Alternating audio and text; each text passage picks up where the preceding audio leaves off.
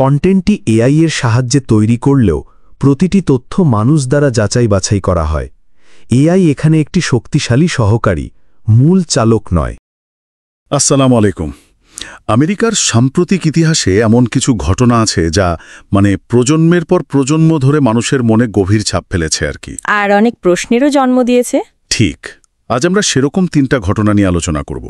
১৯৬৯ সালের চাঁদে অবতরণ, ১৯৬৩ সালের প্রেসিডেন্ট জন এফ কেনেডি হত্যাকাণ্ড আর ২০০১ সালের 9/11 হামলা। আমাদের হাতে থাকা কিছু সূত্র এই ঘটনাগুলোর যে প্রচলিত ব্যাখ্যা তা নিয়ে বেশ কিছু গুরুতর প্রশ্ন তুলেছে আর ভিন্ন দৃষ্টিকোণ থেকে বিষয়গুলো দেখার চেষ্টা করেছে। হ্যাঁ, সূত্রগুলোতে যা বলা হয়েছে আর কি। আজ আমরা সেই সূত্রগুলোতে ঠিক কি বলা হয়েছে সেটাই বিস্তারিতভাবে একটু খুঁটিয়ে দেখব। অবশ্যই। দেখুন, এই ঘটনাগুলো খুবই স্পর্শকাতর আর এগুলো নিয়ে নানামুনির নানা মত। তা তো বটেই। তো শুরুতেই এটা স্পষ্ট করা ভালো যে আমাদের উদ্দেশ্য কিন্তু কোনো নির্দিষ্ট তত্ত্বকে প্রতিষ্ঠা করা বা একেবারে খারিজ করে দেওয়া না। একদমই না। আমরা কেবল আমাদের হাতে থাকা সূত্রগুলোতে যে তথ্য, যুক্তি বা ধরুন সন্দেহগুলো তুলে ধরা হয়েছে সেগুলো নিরপেক্ষভাবে বোঝার চেষ্টা করব। অনেকটা তথ্যের গভীরে ডুব দেওয়ার মতো আর কি। ঠিক। তাহলে শুরু করা যাক চাঁদে অবতরণ দিয়ে। সরকারি ভাষ্যমতে ১৯৬৯ সালের ১৯শে জুলাই অ্যাপোলো 11 মিশনের নীল আর্মস্ট্রং চাঁদে প্রথম পা রাখেন। সাথে বাজ অল্ড্রিন আর কমান্ড মডিউলে মাইকেল কলিন্স। হ্যাঁ, এটা ছিল মানব ইতিহাসের বিশাল একটা অর্জন, নিঃসন্দেহে। সূত্রগুলো এই ঘটনার অভাবনীয় দিকগুলো স্বীকার করেও কিছু প্রশ্ন সামনে এনেছে, বিশেষ করে সেই সময়ের প্রযুক্তিগত সক্ষমতা নিয়ে। হ্যাঁ, মূল প্রশ্নটা উঠেছে আসলে প্রযুক্তি আর বাস্তবতার মিল দিয়ে। যেমন ধরুন নভোচারীদের সেই বিখ্যাত প্রেস কনফারেন্সটা। আচ্ছা। সূত্রগুলো বলছে সেখানে তাদের বেশ নার্ভাস দেখাচ্ছিল। চাঁদের আকাশে তারা দেখেছেন কিনা এরকম প্রশ্নের উত্তরে তারা কেমন যেন দ্বিধাগ্রস্ত ছিলেন। তাই নাকি? হ্যাঁ, নীল আর্মস্ট্রং নাকি বলেছিলেন তিনি দেখেছেন বলে তার মনে পড়ছে না। ভাবুন, মহাকাশের ওই কালো ক্যানভাসে তারা না দেখাটা অনেকের কাছে এটা অদ্ভুত থেকেছে। প্রযুক্তিগত দিক থেকে আরও কিছু বিষয় আছে নিশ্চয়ই। যেমন ধরুন, ঠিক, একটা বিষয় হল লুনার মডিউলের চাঁদের মাটি ছেড়ে উড়ে যাওয়াটা। ফুটেজে দেখবেন কোনো বিশাল ধাক্কা বা আগুনের ঝলকানি ছাড়াই যানটা যেন খুব মসৃণভাবে উঠে গেল। পৃথিবীর রকেট উৎক্ষেপণের মতো না। একদমই না। আবার সেই সময়কালে চাঁদ থেকে পৃথিবীতে সরাসরি টিভি সম্প্রচার বা ধরুন প্রেসিডেন্টের সাথে অমন স্পষ্ট ফোনালাপ চালিয়ে যাওয়ার মতো প্রযুক্তি আসলেই ছিল কিনা সেই প্রশ্ন সূত্রগুলোতে তোলা হয়েছে। সেই সময়কার প্রযুক্তির তুলনায় এগুলোকে বেশ এগিয়ে থাকা বলে মনে হয়। আর ভ্যান অ্যালেন বেল্টের তেজস্ক্রিয়তার কথাও তো এসছে, তাই না? হ্যাঁ, ওটা একটা বেশ গুরুত্বপূর্ণ যুক্তি যা সূত্র তুলে ধরেছে। পৃথিবী ঘিরে থাকা এই যে তেজস্ক্রিয় কণার বলয় ভ্যান অ্যালেন বেল্ট, এটা পার হওয়াটা নভোচারীদের জন্য অত্যন্ত বিপজ্জনক হওয়ার কথা। সূত্রমতে তখনকার প্রযুক্তিতে এই মারাত্মক তেজস্ক্রিয়তা থেকে নভোচারীদের বাঁচিয়ে নিরাপদে ফিরিয়ে আনাটা প্রায় অসম্ভব ছিল। আচ্ছা। এর সাথে আবার যোগ হয়েছে নাসার নিজেদের স্বীকারোক্তি যে চন্দ্রাভিযানের অনেক মূল ডেটা, টেকনিক্যাল ডিজাইন, এমনকি আসল ফুটেজও নাকি তারা হারিয়ে ফেলেছে। এই বিষয়গুলো তো সন্দেহের জন্ম দেয়, তাই না? এই সন্দেহের সাথে কি কোনো গোষ্ঠী বা ধরুন সংগঠনের নামও যুক্ত করা হয়েছে? সূত্রে কি এমন কিছু বলে? সূত্রগুলো ফ্রি ম্যাসনদের সংযোগের দিকে কিছুটা ইঙ্গিত করেছে। বলা হয়েছে নাসার অনেক প্রভাবশালী ব্যক্তি, যেমন ধরুন নভোচারী বাজ অল্ড্রিন, জন গ্লেন আর প্রথম দিককার প্রশাসক জেমস ওয়েব, তারা নাকি ফ্রি ম্যাসন ছিলেন। এটাকে একটা বৃহত্তর পরিকল্পনার অংশ হিসেবে দেখার চেষ্টা করা হয়েছে, যেখানে একটা গোপন গোষ্ঠী হয়তো ঘটনা প্রবাহ নিয়ন্ত্রণ করছিল। চাঁদে যাওয়ার ফুটেজ নিয়েও বিভিন্ন ব্যাখ্যা দেওয়া হয়েছে। আসল ঘটনা লুকানো থেকে শুরু করে আদৌ না যাওয়া পর্যন্ত। মূল কথাটা হলো সূত্রগুলো বলছে যে সরকারি ভাষ্যের বাইরেও অনেক প্রশ্ন থেকে যায়। তার সূত্র এক ধরনের গেম থিওরির মতো যুক্তি দিচ্ছে যে হয়তো আমেরিকার তখন ব্যর্থ হওয়ার সুযোগই ছিল না। অনেকটা সেরকমই। দেখুন, ১৯৬৯ সাল আমেরিকার জন্য একটা বেশ কঠিন সময় চলছিল। ভিয়েতনাম যুদ্ধ চলছে, মহাকাশ প্রতিযোগিতায় সোভিয়েতদের সাথে পাল্লা দিতে হচ্ছে, দেশের ভেতরেও রাজনৈতিক অস্থিরতা। ঠিক। এই পরিস্থিতিতে চাঁদে মানুষ পাঠানোর মতো এত ঝুঁকিপূর্ণ অভিযানে যদি ব্যর্থ হতো তাহলে আমেরিকার ভাবমূর্তির সাংঘাতিকভাবে ক্ষতিগ্রস্ত হতো। তাই সূত্রমতে ঝুঁকি এড়াতে পুরো ঘটনাটা সাজানোও হতে পারে।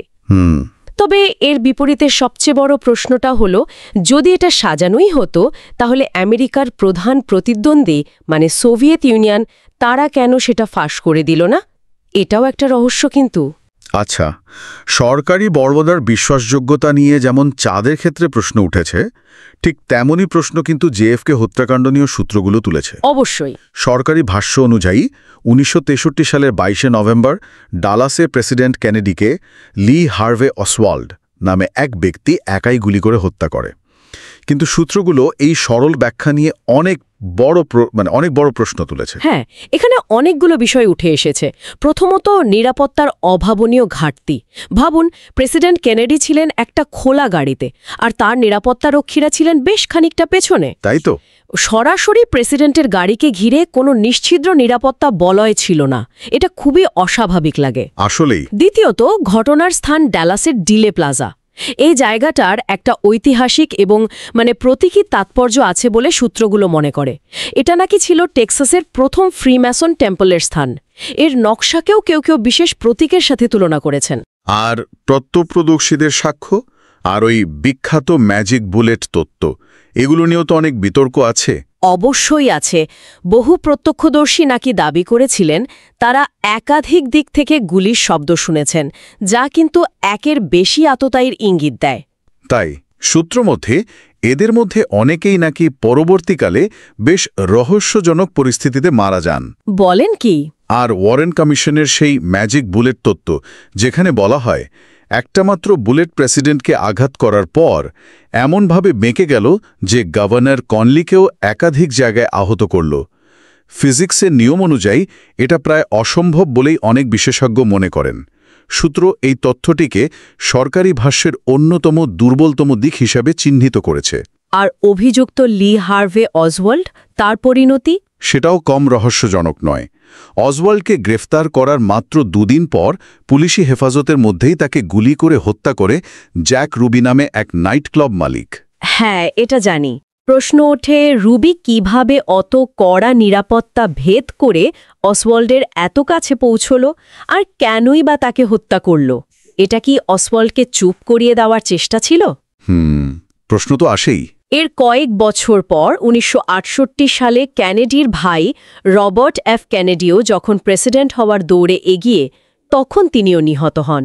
অভিযুক্ত সিরহান তো আজও নিজেকে নির্দোষ দাবি করেন। সূত্রগুলো এই ঘটনাগুলোর মধ্যে একটা যোগসূত্র খোঁজার চেষ্টা করে। এখানেও কি কোনো প্রতীক বা সংখ্যাতত্ত্বের বিষয় এসেছে, যেমন চাঁদের ক্ষেত্রে এসেছিল? হ্যাঁ, সূত্রগুলো কেনেডি হত্যাকাণ্ডের তারিখ 22শে নভেম্বর 1122, এখানে 11+22 = 33, এই 33 সংখ্যাটির উপর বেশ জোর দিয়েছে। 33? তাদের মতে ফ্রিম্যাসনদের সর্বোচ্চ ডিগ্রি হল 33, আর এই সংখ্যাটি তাদের কাছে খুব গুরুত্বপূর্ণ। আরও দাবি করা হয়েছে যে পৃথিবীর 33 ডিগ্রি উত্তর অক্ষাংশ বরাবর নাকি অনেক গুরুত্বপূর্ণ ঐতিহাসিক এবং রাজনৈতিক স্থান অবস্থিত, যেমন ধরুন প্রাচীন মেসোপটেমিয়া, বাগদাদ, দামেস্ক, জেরুজালেম। আচ্ছা। ডালাস, যেখানে কেনেডি নিহত হন, ট্রিনিটি সাইট, যেখানে প্রথম আণবিক বোমার পরীক্ষা হয়, এমনকি হিরোশিমা নাগাসাকিও। সূত্র এটাকে একটা বৃহত্তর প্রতীকী পরিকল্পনার অংশ মনে করে। তাহলে এবার আসি 9/11 প্রসঙ্গে। 2001 সালের 11ই সেপ্টেম্বর ওয়ার্ল্ড ট্রেড সেন্টারের টুইন টাওয়ার আর পেন্টাগনে যে বিমান হামলা আর তারপর ওই ভবন ধসের ঘটনা, তা তো বিশ্বকে নাড়িয়ে দিয়েছিল। এখানে সূত্রগুলোর প্রধান আপত্তির জায়গা কোনটা? মূল আপত্তির জায়গাটা হল ওয়ার্ল্ড ট্রেড সেন্টারের ভবনগুলো, বিশেষ করে টুইন টাওয়ার আর বিল্ডিং 7 যেভাবে ধসে পড়েছে। কিভাবে ধসে পড়েছে? সূত্রগুলোর দাবি এত দ্রুত আর এতটা সুষমভাবে, একেবারে সিমেট্রিক্যালি, বিশাল ইস্পাতের কাঠামোর ভবন শুধু আগুনের কারণে ধসে পড়ার কোনো নজির ইতিহাসে নেই। ভবনগুলো যেভাবে সোজা নিচের দিকে নেমে এসেছে, তা নাকি নিয়ন্ত্রিত বিস্ফোরণের, কন্ট্রোল ডেমোলিশনের মাধ্যমে যেভাবে ভবন ভাঙা হয় তার সাথেই বেশি মেলে। বিল্ডিং 7-এর ব্যাপারটা তো বিশেষভাবে উল্লেখ করা হয়, তাই না? ঠিক, কারণ ওয়ার্ল্ড ট্রেড সেন্টার কমপ্লেক্সের এই ৪৭ তলা ভবনটিতে কোনো বিমান তো আঘাত করেনি। না। অথচ সেদিন বিকেলেই ওটাও টুইন টাওয়ারের মতো প্রায় মুক্ত পতনের গতিতে, মানে ফ্রি ফল স্পিডে ধসে পড়ল। সরকারি ব্যাখ্যা হল আশেপাশের ভবনের ধ্বংসাবশেষের আঘাতে আর আগুনে এর কাঠামো দুর্বল হয়ে পড়েছিল। কিন্তু সূত্রগুলো প্রশ্ন তুলেছে, এমন ঘটনা আগে বা পরে আর কখনো ঘটেনি কেন? এছাড়াও তৎকালীন প্রেসিডেন্ট জর্জ বুশের প্রতিক্রিয়াও অনেকের কাছে অস্বাভাবিক লেগেছে। হ্যাঁ, ওই ক্লাসরুমের ঘটনাটা একদম। হামলার খবর পাওয়ার পরও তিনি প্রায় ৭ মিনিট ধরে একটা স্কুলের ক্লাসরুমে বসেছিলেন। একটা জাতীয় সংকটের মুহূর্তে তার এই আপাত উদাসীনতা, এটা অনেকের মনেই সন্দেহের জন্ম দিয়েছে। আর ওই ধ্বংসাবশেষ দ্রুত সরিয়ে ফেলা বা তথাকথিত প্যানকেক থিওরি, এগুলো নিয়েও তো প্রশ্ন আছে। হ্যাঁ, এত বড় একটা ঘটনার পর যেখানে একেবারে পুঙ্খানুপুঙ্খ ফরেন্সিক তদন্ত দরকার ছিল, সেখানে ওয়ার্ল্ড ট্রেড সেন্টারের ধ্বংসাবশেষ খুব দ্রুত সরিয়ে ফেলা হয়, আর এর বড় অংশ নাকি চীনে স্ক্র্যাপ মেটাল হিসেবে পাঠিয়ে দেয়া হয়। বলেন কি? সূত্রমতে এটা তো তদন্তকে ব্যাহত করা শামিল।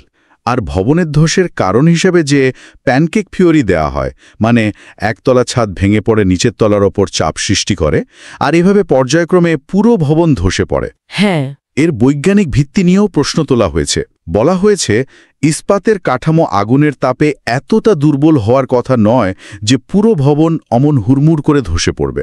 আরও কিছু অদ্ভুত বা কাকতালীয় বিষয়ও তো সূত্র উল্লেখ করেছে, তাই না? যেমন ধ্বংসস্তূপের মধ্যে থেকে অভিযুক্ত ছিনতাইকারীদের অক্ষত পাসপোর্ট উদ্ধার করা হয়েছিল বলে দাবি করা হয়, অথচ প্লেনের ব্ল্যাক বক্স বা যাত্রীদের অনেকের দেহাংশ খুঁজে পাওয়া যায়নি।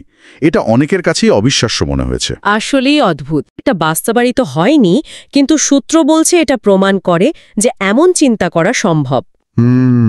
আরেকটা টিভি শো দ্য লোন গানম্যানের একটা পর্ব, যেটা 9/11-এর মাত্র কয়েক মাস আগে প্রচারিত হয়েছিল, সেখানে ষড়যন্ত্র করে প্লেন ওয়ার্ল্ড ট্রেড সেন্টারে আঘাত করার একটা প্লট দেখানো হয়, যা 9/11-এর ঘটনার সাথে আশ্চর্য রকমভাবে মিলে যায়। ল্যারি সিলভারস্টিনের ঘটনাটাও তো বেশ আলোচিত। হ্যাঁ, ল্যারি সিলভারস্টিন একজন রিয়েল এস্টেট ডেভেলপার। তিনি 9/11-এর মাত্র 6 সপ্তাহ আগে ওয়ার্ল্ড ট্রেড সেন্টারের 99 বছরের লিজ নেন। মাত্র 6 সপ্তাহ আগে? হ্যাঁ, সূত্রমতে টাওয়ারগুলোতে নাকি ক্ষতিকারক অ্যাসবেস্টস অপসারণের বিপুল খরচ ছিল, যা হয়তো টাওয়ারের মূল্যের চেয়েও বেশি। সিলভারস্টিন এই টাওয়ারগুলোর জন্য বিশাল অঙ্কের $3.55 বিলিয়ন ইন্স্যুরেন্স করেন, যার মধ্যে সন্ত্রাসী হামলার ধারাও ছিল। আচ্ছা। 901-এর দিন সকালে তার নাকি ডার্ম্যাটোলজিস্টের অ্যাপয়েন্টমেন্ট ছিল, তাই তিনি টাওয়ারে যাননি। হামলার পর তিনি ইন্স্যুরেন্স কোম্পানিগুলোর সাথে আইনি লড়াই করে 2টি আলাদা হামলা হিসেবে প্রায় $4.55 বিলিয়ন আদায় করেন। সূত্র এই ঘটনাগুলোকে নিছক কাকতালীয় নাও হতে পারে বলে ইঙ্গিত দেয়। তাহলে এই 3টি ভিন্ন ভিন্ন ঘটনা, চাঁদে অবতরণ, জেএফকে হত্যাকাণ্ড, 901, সূত্রগুলো কি এদের মধ্যে কোনো গভীরতর যোগসূত্র খুঁজে পেয়েছে? তাদের মতে এই সব কিছুর মানে কি দাঁড়ায়? সূত্রগুলো একটা বৃহত্তর ষড়যন্ত্র তত্ত্বের দিকেই ইঙ্গিত করে। তারা মনে করে এই ঘটনাগুলো আসলে বিচ্ছিন্ন নয়, বরং একটি বা একাধিক অত্যন্ত প্রভাবশালী গোপন সমিতির, যার মধ্যে ফ্রিমেসনদের নাম বারবার এসেছে, তবে জেজুয়েট, মর্মন বা ফ্র্যাঙ্কিস্টদের মতো গোষ্ঠীর কথাও উল্লেখ করা হয়েছে। তাদের দীর্ঘমেয়াদী পরিকল্পনার অংশ হতে পারে। বলেন কি? ধারণা দেয়া হয়েছে যে এই সমিতিগুলো একটা স্তরভিত্তিক কাঠামোতে কাজ করে, যেমন ফ্রিম্যাসনদের 33 ডিগ্রি। একদম নিচু স্তরের সদস্যদের হয়তো জনসেবা বা ভালো কাজে উৎসাহিত করা হয়, কিন্তু যত ওপরে ওঠা যায় তত গোপন জ্ঞান বা এজেন্ডা প্রকাশ পায়।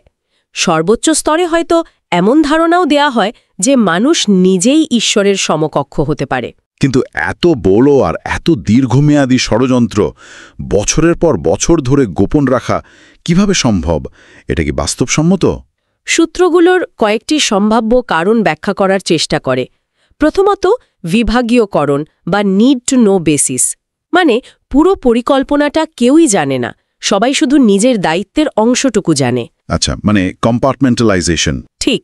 দ্বিতীয়ত, সদস্যের আনুগত্য নিশ্চিত করার জন্য বিভিন্ন পদ্ধতি ব্যবহার করা হয়, যেমন ধরুন ক্ষমতা আর সুবিধার লোভ দেখানো, ব্ল্যাকমেইল করার মতো তথ্য সংগ্রহ করে রাখা, অথবা একসাথে কোনো অপরাধমূলক কাজে জড়িয়ে ফেলা, যাতে কেউ পরে মুখ খুলতে সাহস না পায়।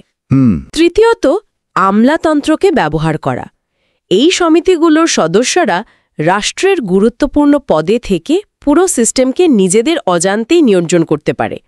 সমাজ যত জটিল আর আমলাতান্ত্রিক হয়, এদের ক্ষমতা নাকি তত বাড়ে, এমনটাই সূত্রে ধারণা দেওয়া হয়েছে। আর ওই যে সংখ্যার প্রতীকের ব্যবহার, যেমন 33, এটার ব্যাখ্যা কি? হ্যাঁ, সূত্রমতে এই সংখ্যা ও প্রতীকগুলো কাকতালীয় নয়।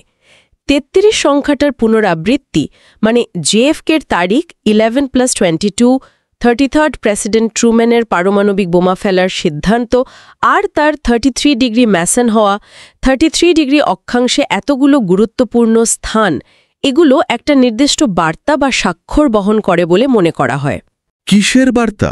একে পুরাতন বিশ্ব ব্যবস্থা, মানে যেখানে ঈশ্বর বা প্রচলিত ধর্মবিশ্বাস মুখ্য, সেটা ভেঙে একটা নতুন বিশ্ব ব্যবস্থা যেখানে মানুষের ক্ষমতা বা মানবতাবাদী প্রধান, সেটা প্রতিষ্ঠার একটা প্রতীকী প্রচেষ্টা হিসেবে ব্যাখ্যা করা হয়েছে। পারমাণবিক বোমাকে দেখা হয়েছে পদার্থ পরিবর্তনের চূড়ান্ত রূপ হিসেবে। নেতা বা রাজাকে হত্যাকে দেখা হয়েছে পুরাতন ঈশ্বরের ধারণাকে চ্যালেঞ্জ হিসেবে।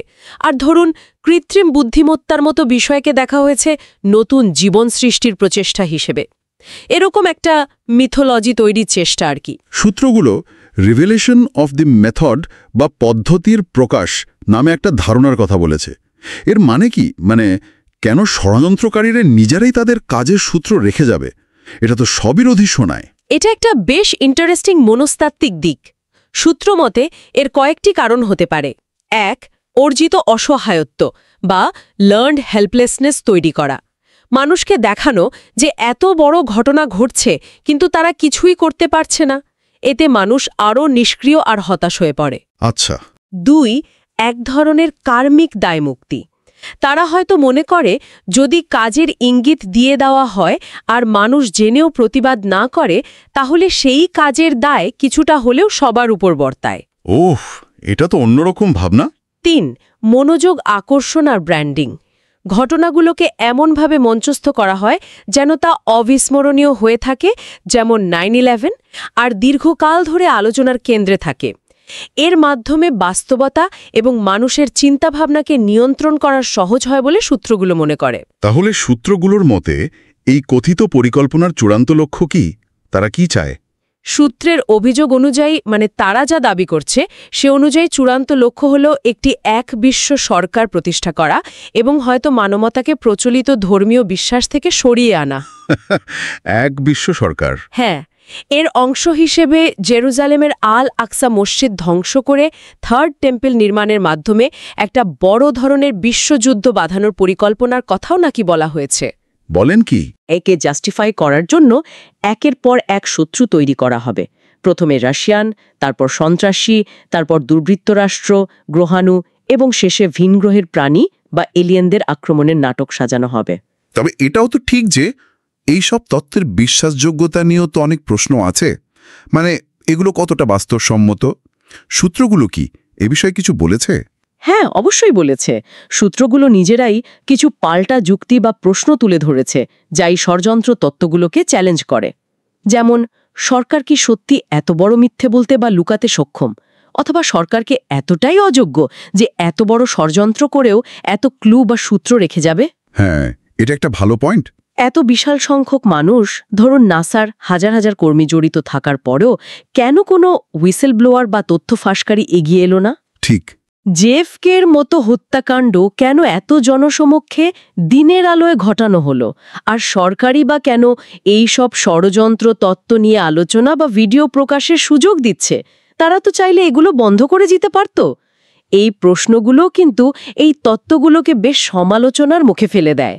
তাহলে মোদ্দা কথা হলো, আমেরিকার ইতিহাসের এই গুরুত্বপূর্ণ ঘটনাগুলো নিয়ে প্রচলিত ব্যাখ্যার বাইরেও অনেক প্রশ্ন, অনেক সন্দেহ বিদ্যমান, যা আমাদের হাতে থাকা সূত্রগুলো তুলে ধরেছে, তাই না? একদম।